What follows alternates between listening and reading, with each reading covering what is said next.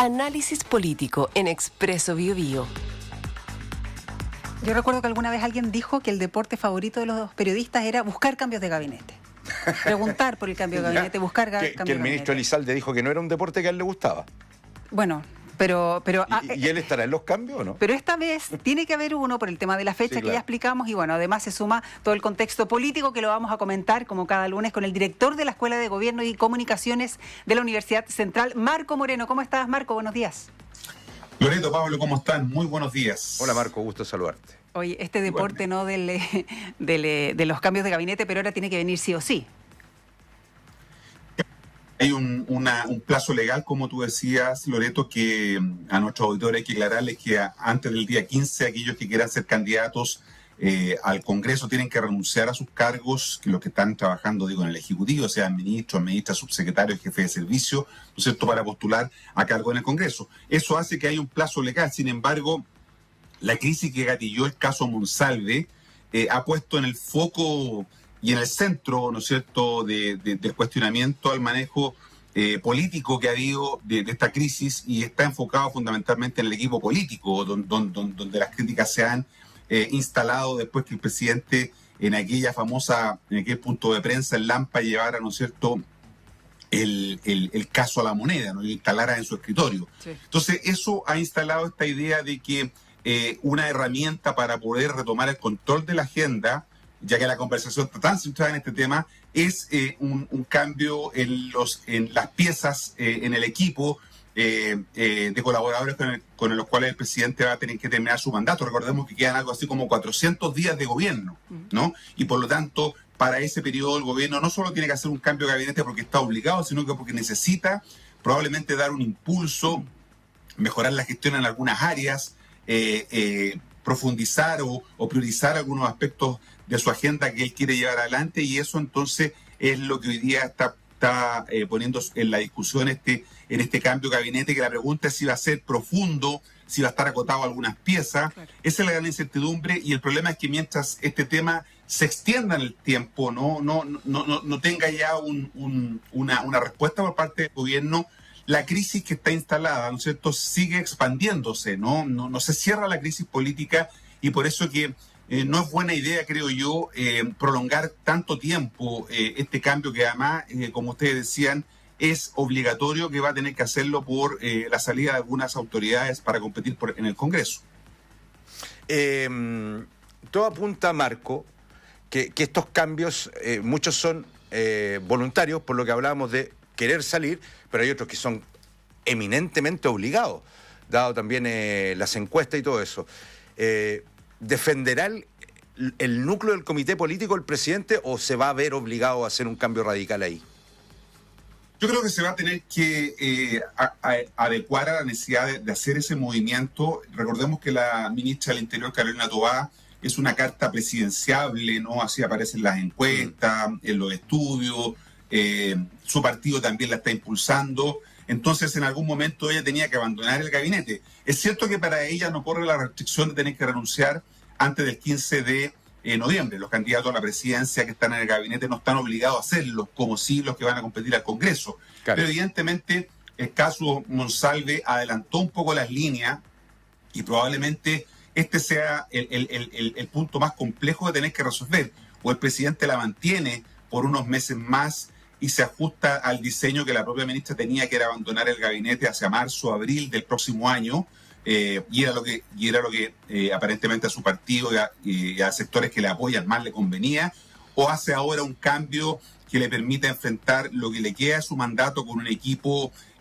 no solo que pueda impulsar la acción del gobierno, sino que instale confianza en la opinión pública, luego de la crisis de confianza que está instalada, ¿no es cierto?, como consecuencia del caso Monsalve. Eso es lo que hoy día probablemente esté sobre la mesa. Recordemos que el presidente tiene que hacer aquí equilibrios. Sacar una pieza de un partido político significa reemplazarla por otro de ese mismo partido, o hacer un reajuste interno en función de las fuerzas políticas, y probablemente la falta de elenco, de nombres, también sea un elemento que esté dificultando este cambio de gabinete, ¿no es cierto?, tan comentado, que se ha ido instalando con fuerza, y que tiene otro problema que no mencionamos, que es la cercanía que está de la segunda vuelta para la elección de gobernadores en varias regiones del país, en 9 regiones del país. Por lo tanto, en la medida que el presidente no haga este ajuste, evidentemente nos está entregando una señal potente respecto de lo que quiere y cómo busca restablecer la confianza con los ciudadanos, que es un elemento importante para las elecciones que vamos a tener el 24 de noviembre. Claro, que se define ahí en 11 regiones. Marco, tú algo comentabas, ¿no? El tema de los equilibrios, porque no es solamente ya los políticos o quienes estén de ministros, subsecretarios que quieran postular al Parlamento en este caso, sino que también quienes los van a reemplazar. Y, por cierto, los equilibrios políticos. Se ha hablado mucho, sobre todo la oposición, que quieren que salga la ministra Toá, que quieren que salga la ministra Orellana. Pero, ¿cómo ves tú la convivencia del Frente Amplio en particular versus el socialismo democrático, o Prodignidad versus socialismo democrático? En ese caso, por ejemplo, si sale la ministra Toá, tendría que salir también la ministra Orellana por el tema de los equilibrios. ¿Cómo ves tú esa convivencia ahora, después de todo lo que ha sucedido y de las reacciones que han habido, ¿no? Justamente entre estos dos bloques, entre los dos bloques de partidos? Sí. Los resultados de la elección municipal y regional mostraron que hay un equilibrio, diríamos, en las fuerzas políticas. El Partido Comunista y el Frente Amplio no lograron superar con largueza, ¿no es cierto?, a el Partido Socialista, el PPD, los liberales y los radicales. Por lo tanto, el presidente tiene que tener en consideración ese factor, ¿no? Que electoralmente, desde el punto de vista de la correlación de fuerza, hay un equilibrio entre los partidos que hoy día sostienen el oficialismo. Por lo tanto, esa es la primera consideración. Y la segunda, claro, es la señal de cómo va a resolver el presidente esta demanda, ¿no es cierto?, esta presión que está colocando la oposición sobre su gobierno en relación a dos ministras que están siendo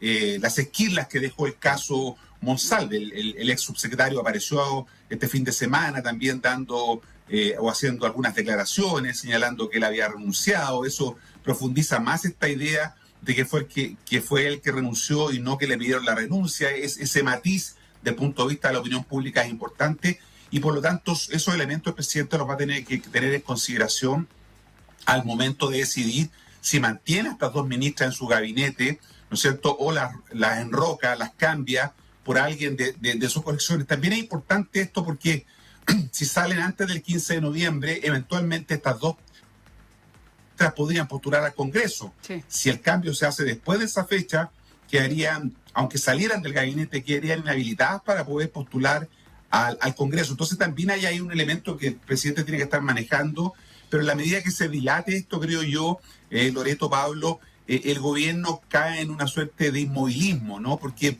la gente no tiene mucha claridad respecto de lo que está haciendo el gobierno, porque está un poco paralizado por esta situación, ¿no es cierto?, de un cambio que no se efectúa, lo que hace entrabar la acción del gobierno de cara a lo que observa la opinión pública, y eso se ha visto reflejado en las últimas encuestas que conocimos este fin de semana. Claro, a propósito de ese tema, te quería llevar para allá, Marco.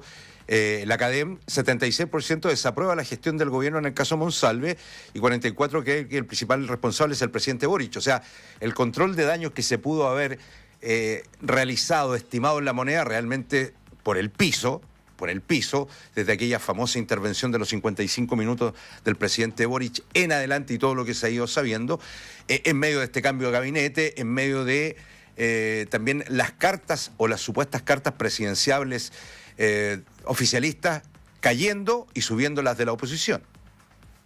Y la desaprobación es un factor que hay que mirar con mucha atención, más que la aprobación, porque la desaprobación está señalando, ¿no es cierto?, un dato concreto de cómo los ciudadanos o los encuestados, a lo menos la opinión pública encuestada, está evaluando el gobierno.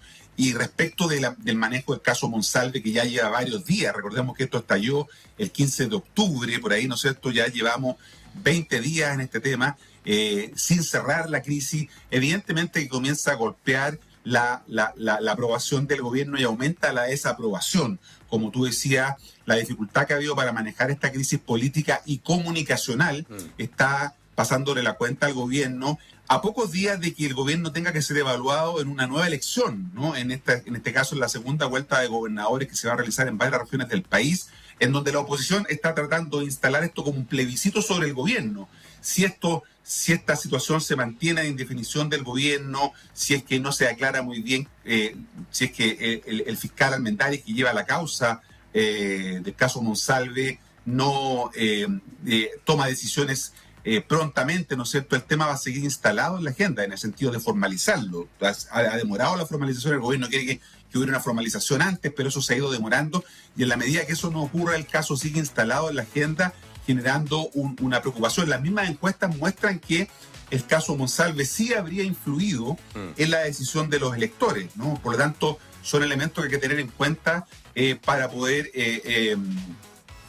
diseñar las estrategias electorales de cara a la segunda vuelta en estas elecciones de gobernadores, donde se tendrá que competir en el caso de aquellos que pasaron una segunda vuelta.